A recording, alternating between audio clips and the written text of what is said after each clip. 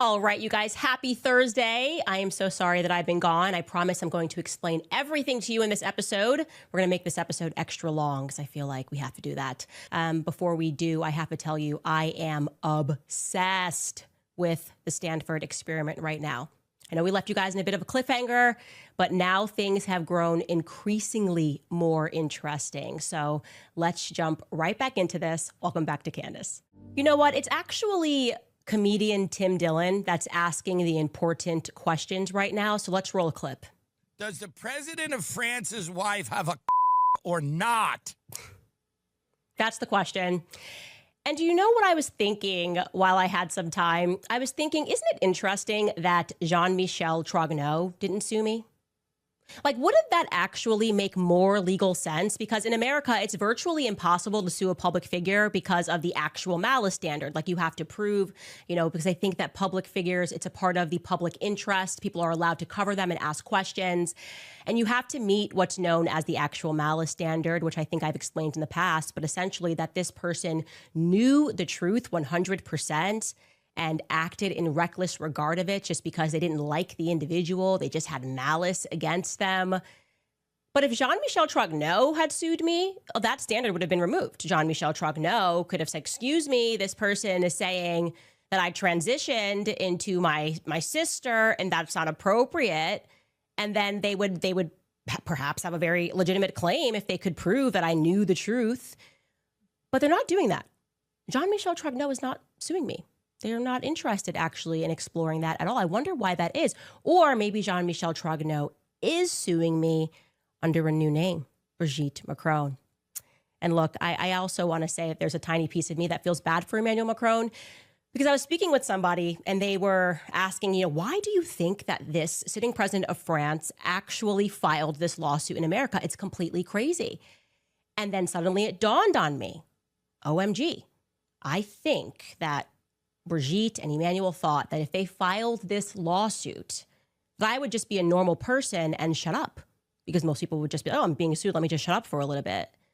But no, that's not how things work in America. They don't understand the cultural differences between America and France. You can't just file a lawsuit to make an American shut up, right? Noisy is actually our brand. Like, we take pride in not minding our own business. That's who we are. Like, we don't know our forks from our knives. We're not going away. And we are going to figure out what happened to Jean-Michel Trogneux. So guess what I've done? I have actually started the process of emailing them even more questions this week. More questions because I want to get to the bottom of this for the entire world. And we recently left you guys on a cliffhanger, okay? And it's getting interesting. Something actually has me completely seized. I am obsessed. I'm locked in, like nothing else matters. I have my team working on this 24/7.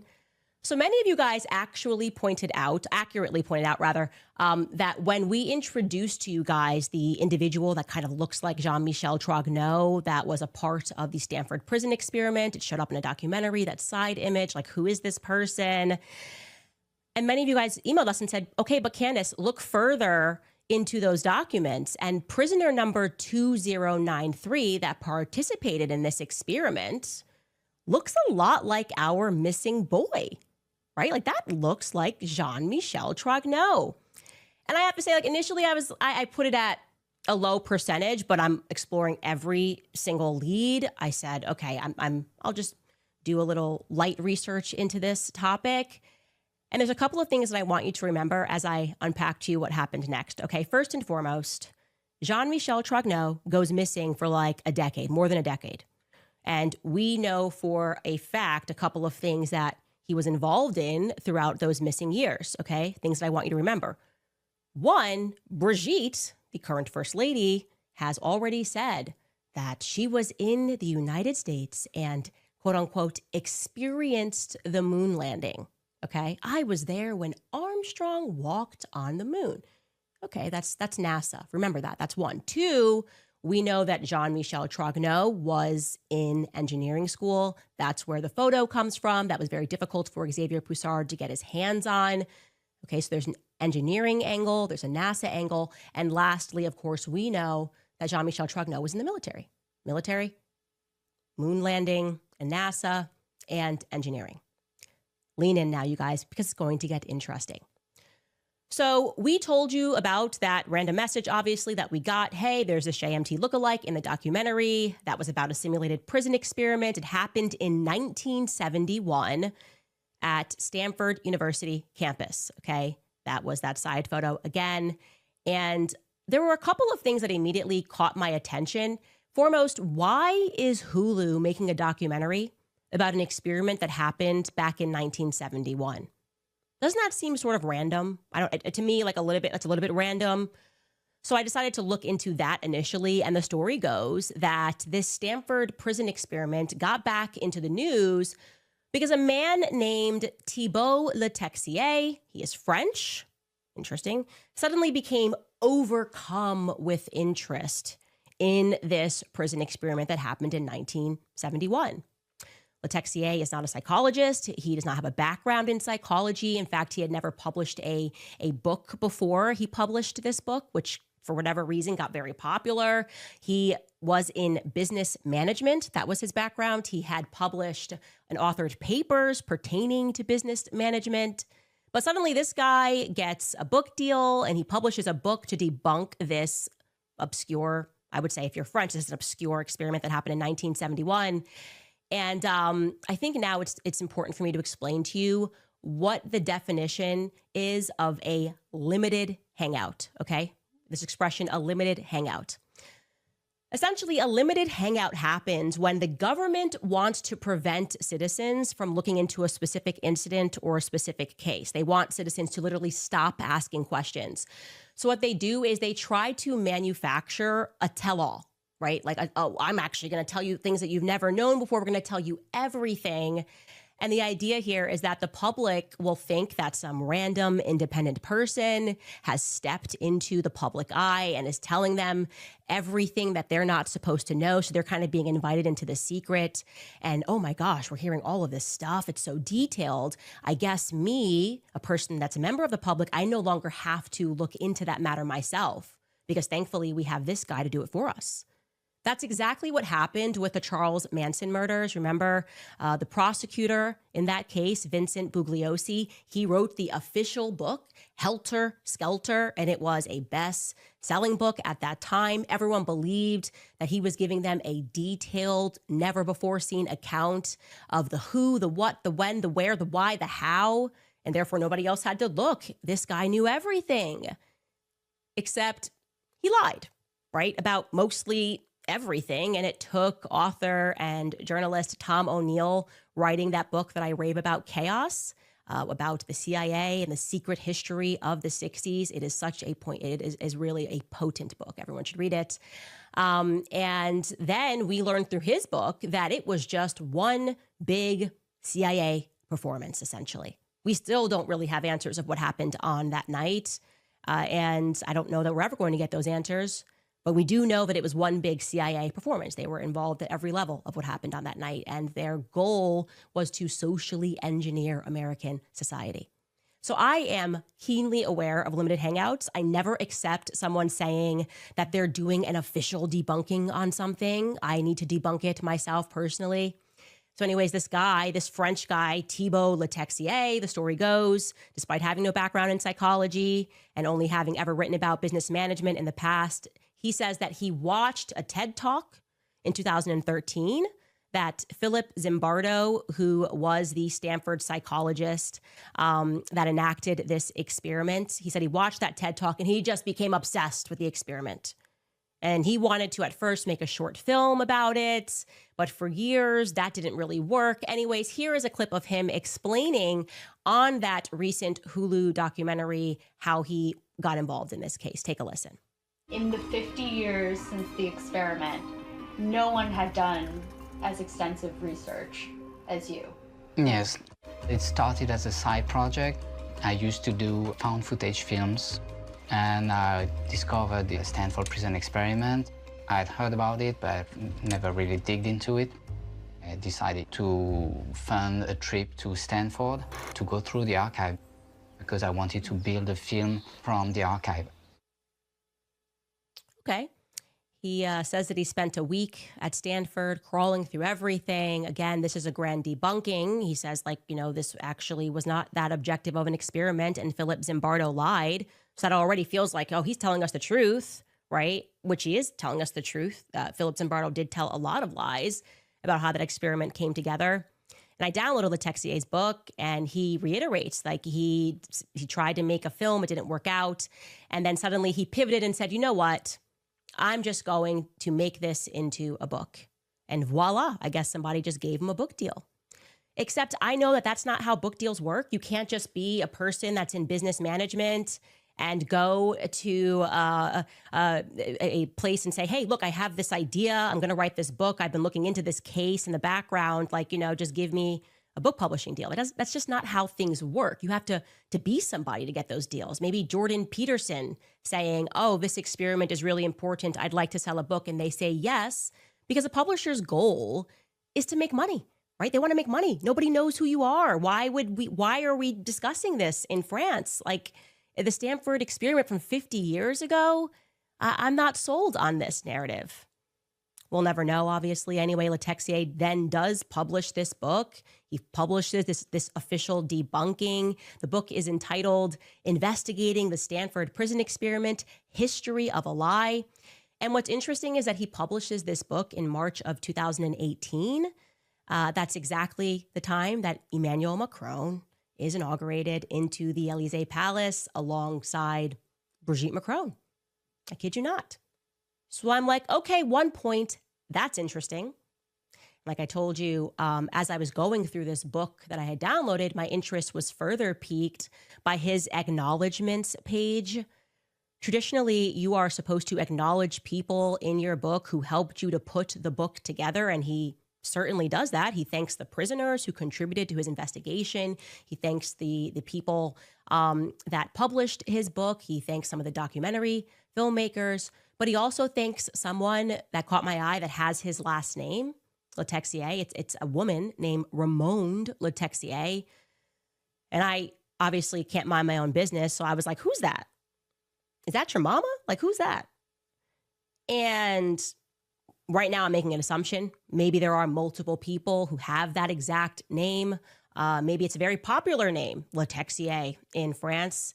But it appears that Raymond Letexier was the former senator in France, a senator in the Socialist Party who worked alongside Emmanuel Macron because he was at first, before he started his own party En Marche, he was a member and a minister in the Socialist Party, remember? But again, that could be a coincidence. Maybe Ramonde Letexier helped him in a different way. We're not sure. I will go out to him with questions. But again, it was enough to keep me looking into the story. The documentary then becomes interesting because why did Hulu pick this up? It seems obscure. It seems irrelevant. There's nothing happening right now that people are going back and looking at this experiment. So not only does he get this book deal, but then there's a young woman who comes to him and says, hey, I want to turn that into a documentary. And that person's name is Juliette Eisner. So I'm looking into Juliette, and she gave this interview and she says, I speak French, I'm French. And I'm going, okay, what? This American girl is French. What's happening here? And I start looking into her. And curiously that she even did this, by the way, the Hulu documentary is just not good. And prior to that, the only time that she had directed a documentary was 10 years ago. And it was called Lil Bub and Friends. And it was about cats on social media or whatever. Okay. So I learned that's probably, she's probably connected somehow. I learned her mother is very French. She's from a very wealthy family in France. Her mother's surname is Courtial, spelled Courtial. And honestly, it could be another coincidence, but there's a guy named Edouard Courtial who is the current senator of that same department, the Oise department, that the Ramonde Letexier woman was a senator in. Anyways, it was enough to make me go, okay, why is France suddenly interested in this experiment? Why is this girl, Juliette Eisner, suddenly interested? Like I said, her background is in Cats of Instagram. That was the last documentary that she had directed about famous cats. And it's like naked nepotism, right? I just clearly, like, you did this documentary and got this deal with Hulu because of who you know, not because of any talent that you have. And I get locked in. I'm reading through Letexier's book, and I notice something that I would describe as a very big lie by omission. Letexier is describing the prisoners in this experiment. The idea is that this guy, Philip Zimbardo, just put an ad in the newspaper and said that he was looking for college-age students, undergrads, graduate students, whatever, to sign up for this experiment. And then he locks them a week later into a basement. And he determines that even after 48 hours, the prisoners are all crazy. And it shows that we are intrinsically evil, right? And people will do crazy things just because they're amongst a crowd of other people who are doing crazy things. Letexier describes the prisoners, the prisoners that were selected for this experiment, in a really weird way. Plus, the documentary also describes them in this way, like they're a bunch of middle-class college kid nobodies who signed up for this experiment that was funded by the Naval Research Center. Specifically, Letexier writes this, okay? He says, there's no need to multiply portraits to understand that the participants are not interchangeable, so they have nothing in common, right? And that the lives that intersect in Zimbardo's prison follow distinct trajectories. Each one has his sensitivity, his family, his past, his beliefs, his values, his studies, his certainties, his dreams, and his expected future. Some are shy and others are extroverted. Some are 18, others are 25. They have nothing in common, right? We don't need to look any further. I don't know. But for me personally, I felt like when he said there's no need to multiply portraits of the prisoners, I felt like I needed to multiply the portraits. I needed to look into the background of all of these prisoners.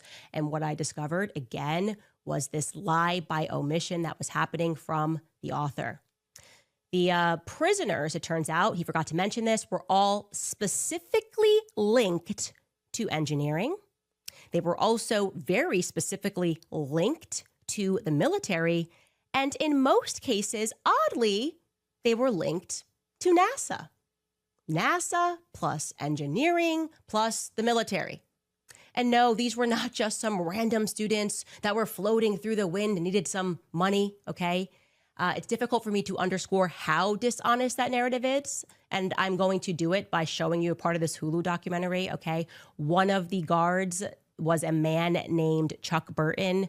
You're going to see him at the end of this clip. These are all of the participants, or a few of the participants, describing their background and why they signed up. Take a listen to this documentary before I reveal to you who Chuck Burton really is. Take a listen. I saw an ad in the newspaper that they were doing a prison experiment and that they were paying $15 a day. Wasn't that bad for minimum wage type work. It was $15 a day and 3 meals and a roof and a padded bed. And I thought, I've just arrived. And that sounded good for me. I didn't have any money. That sounds good to me. I didn't have any money, Chuck Burton said. Elsewhere, he describes how he was just backpacking, just like a hitchhiker, and sometimes he would do some accounting. Do we have that clip of him speaking about his accountant, Skylar? Okay, well, he talks about, because we watched the documentary, about how, like, when he would run out of money as he was backpacking, he would then, do a little bit of accounting to make some money, and then back to backpacking, just your average guy who needed some cash. The truth, actually, is Chuck Burton is a descendant of the Rothschilds. Like, what? Are you kidding me? His father was Otto Herstadt of, like, Herstadt Bank. His mother was born in Germany, a descendant of the Rothschilds. And the reason why he's traveling all over is just, as his mother expresses, that's what they did because they had orchards, an unbelievable amount of wealth, as you would expect and anticipate from the Rothschild descendants. I mean, like, literally, Otto Herstadt owned Sears, partially. Like, Sears, the company that was, like, so big. It is insane that this person is representing himself as somebody who was broke in college. But there's more. It's not just him. I want you to take a look at the spreadsheet that I put together. Again, I was interested in going, okay, once I saw the pattern emerging of engineering and NASA, and the military affiliation. And I'm not talking like, oh, my dad served in the military during World War II. I am talking like the top of the military. Okay, people that should have naturally been, if you were trying to make this a real experiment, the first thing that Letexier should have debunked was the idea that the results mattered because, well, if it's funded by the military and you pick a bunch of wealthy military kids, it probably, the results might be a bit tainted, is what I would say. There might not be any control in this experiment. You know, Doug Corpy, his father was Peter Corpa, who was the head of nuclear power and atomic energy at Bechtel, like the Bechtel Corp, the military corporation. His father was also a member of the National Society of Professional Engineers. Clay Ramsey, it turns out he was a Marine who was working on a merchant ship in particular, which we're trying to prod further because the Ramsey last name is very popular, but I will get to the bottom of it. There's Richard Yako. His father was Samuel Yako. Sam Yako was in the U.S. Navy, naval research, and worked for NASA. His father was a NASA engineer. Richard produced and directed commercials for NASA. Glenn Gee, the last name was way too popular, but we at least knew that he graduated from Stanford University with a degree in chemical engineering a year before this experiment. I would bet whoever his father is, he had some connection to NASA. Paul Baran worked for Halliburton. We're still confirming this, but it's likely that his father is also Paul Baran, who was the electrical engineer that worked for the Rand Corporation. Stuart Levin worked for Halliburton under the Energy Services and Standard Oil as a geophysicist. He also graduated from Stanford. We're trying to confirm, because Levin is a very popular last name, who exactly his father was. We have an idea. Jim Roney's father is Captain James Roney of the Moffett Naval Air Base. Oh, could this be a conflict if the Navy is funding this experiment to have Captain James Roney of Moffett Naval Air Base's son participating in the results of this experiment? His father was also the commander of the ship that recovered the Apollo 8. Again, this weird NASA thing. His father was a naval aeronautical engineer who was the director of science and engineering at the Naval Academy. Conflict much? We're still working on this spreadsheet. Skylar, if you could scroll down here, we've got David Eshelman, because we had the guards here. David Eshelman, his father worked as an electrical technician in the Navy, and then his father went to go work for NASA. His father worked for NASA on all of the Apollo missions. He was a professor at Stanford during the time of the experiment, and he founded the Stanford Department of Radar Astronomy. He was also an engineer who oversaw radio experiments between the Stanford dish and the Pioneer 6 through 9 space probes. John Mark, we are still looking into, obviously a popular last name, but he worked for Kaiser Permanente and graduated from Stanford University, and his father was a professor at Stanford University. We also know that John Mark spent a year in France leading up to this experiment, so that's interesting. Karl von Orsdal, his father is William von Orsdal, who served in World War II as a Coast Guard in Okinawa and then worked for Lockheed. Like now it's Lockheed Martin, like Lockheed, for the rest of his career. And his father, of course, worked in the aerospace industry for Hughes Aircraft because, like I said, there was this strange NASA theme that's happening. I told you guys about Chuck. That is wild that he presented himself as broke. Completely crazy. We're still going through these guards. Craig Haney was in the Air Force. His father was Alan Haney, who was a Marine of the USS Iowa. He carried FDR to Algeria. We believe that was the mission that he was on. So what's happening here? What's happening here that we are hitting these themes in this experiment that French people are very interested in debunking at this moment? Nothing to see here, you guys. We've looked through everything.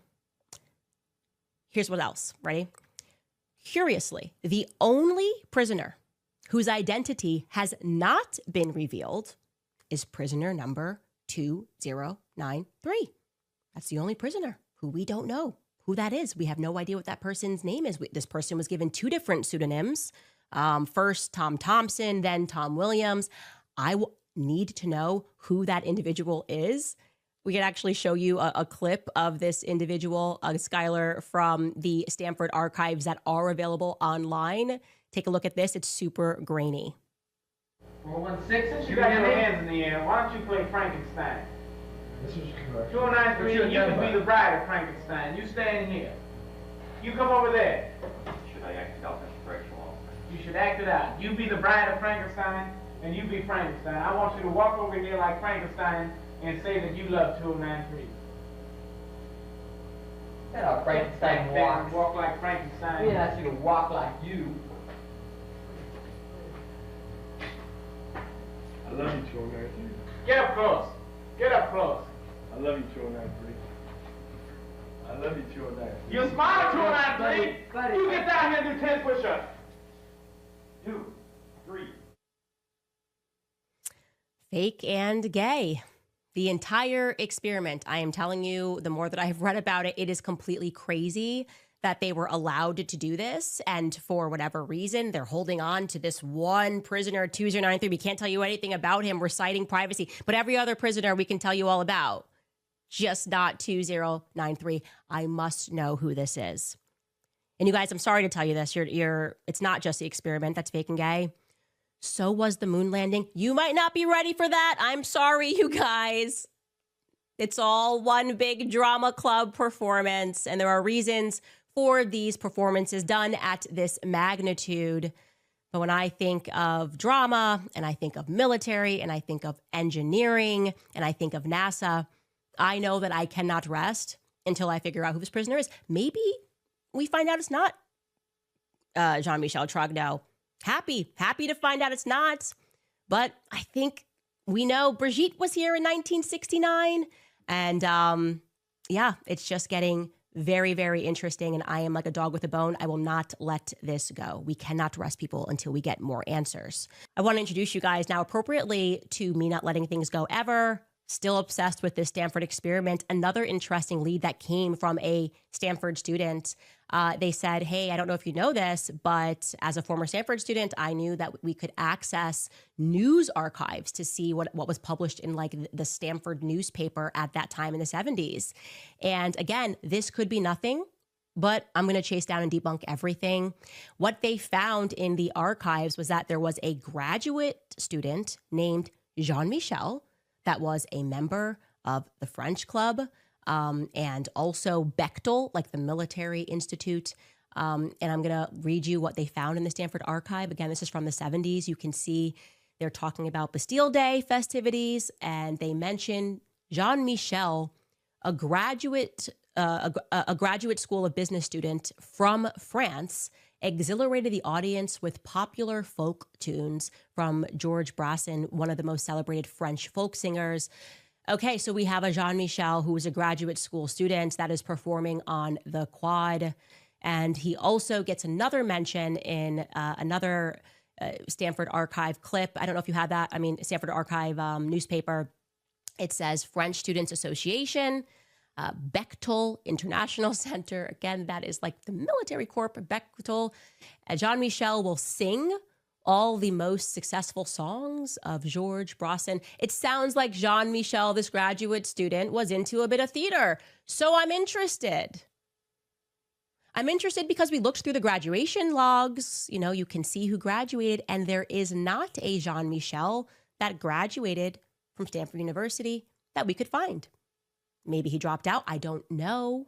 But we have to put that out there in case you guys can find something that we cannot. Maybe you saw this Jean-Michel that was performing for Bastille Day on the quad. Maybe you were there and went, I do remember that Jean-Michel. Let me send you a link. Please email us. Please email us whatever you can find. tips@CandisOwens.com. Tips@CandisOwens.com, you guys. We are all going to figure this thing out. And Tim Dillon, the comedian, American comedian who has been unnecessarily featured in this lawsuit, realizes the importance of figuring this thing out. He realizes that we are all in this thing in a rather hilarious segment speaking about his honorable mention. Here's what he had to say. Take a listen. the president of France's wife is suing Candace Owens, who said she was a man, and I'm mentioned in that lawsuit. And that's actually, because you start this business, you don't know where it's going to go. I didn't know where it was going to go when I started it. And that's what I'll tell people out there that are young and are walking down an uncertain path to this moment in their life where they realize it's all actually been worth it. There's a lot of people that are going, am I on the right path? Are the sacrifices worth it? And the answer is yes, because I'm sitting before you today named in a lawsuit. The president of France's wife may or may not have a. We're all going to court to figure this out. We're going to court. We're all to going. figure out whether the president of France's wife has a. We don't know. We don't know. No one knows. And I mentioned in that lawsuit because I helped further the conversation. And that, to me, is something special. Is it a big movie? Who can't? No. But what? No. Who's doing that? What we're doing is advancing an important conversation on this earth. Does the president of France's wife have a or not? I have to put Tim Dillon under oath. Obviously, that has to happen. We have to do that for the culture. We have to ask him explicit questions about why he invited me onto his podcast, what he knows. Potentially, maybe he was working with Vladimir Putin. Of course, there could be a Russian angle there. Tim Dillon does look like he could maybe be friends with Vladimir Putin. I think that's objective. And it's going to get fun. And I'm actually so excited because I have the power of subpoena. Like, you know what that means? The reason that you can, hey, you don't get to say for privacy reasons, we're not telling you who prisoner 2093 is. If there is something exculpatory here, you got to give it to me. I'm sorry, Stanford. I'm excited about figuring out who prisoner 2093 is. And we all know where this is going to lead, by the way. It's not just Tim Dillon. It's also Cardi B. Cardi B, the rapper, you may have seen this clip going around. It is hilarious. We don't even actually need the appropriate context, okay? Cardi B, the rapper, had to testify recently in a court case that was brought against her. And I'm listening to what she is saying as she is being questioned about certain things. And I realized that this could actually be me answering questions about how I got involved in the Brижит Macrone case. Let's roll the clip. I don't think I was like on a high level of angry. I was more on a high level of concern. Very concerned. Me too. And why were you concerned? Because I'm pregnant and this girl's about to beat my ass. Hello? Hello.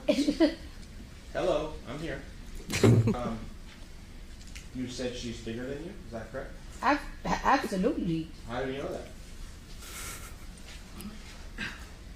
I mean, look.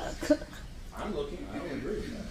What is your basis? Are you saying she's physically bigger, she's taller? I mean, you have her medical records, I don't right? have anything. I'm asking you the question. I mean, I was 130 pounds at that time. So she's overweight, right? In your opinion. Objection, relative. It's a little. You don't need to answer that. Okay. Look, when they ask me how I got involved, I'm going to be like, look, I was pregnant. I would say a little bit concerned about this story of a 14-year-old and a 40-year-old teacher. And then when they say, how do you know she's a man? I'm going to be like, eyes here. Obviously, something's going on. Anyways, it's going to be great. It's going to be fantastic. Welcome to America. It's a culture you don't understand, okay? You only make us more interested. It's Cracker Barrel Energy. We are not letting this one go. We see you, perverts. I can't wait until next week so we start unpacking the new Becoming Brижит series. We're finally ready to do that. Okay, let's take another break.